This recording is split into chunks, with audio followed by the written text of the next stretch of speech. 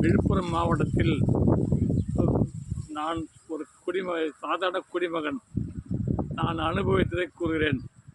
மக்கள் சாசனம் என்றும் அதன்படி ஒரு புகார் பெற்றால் 3 நாட்களில் பதில் தர வேண்டும் என்றும் 15 நாளில் அதனுடைய முன்னேற்றம் குறித்து தர வேண்டும் என்றும் 1 மாதத்தில் முடிக்க வேண்டும் என்று கூறுகிறார்கள்.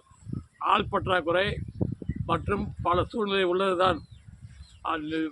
அடுத்தது 15 நாளில் முன்னேற்றத்தை தரலாம், 30 நாளில் முன்னேற்றத்தரலாம், அல்லது அதில் உள்ள குறைபாடை தரலாம்.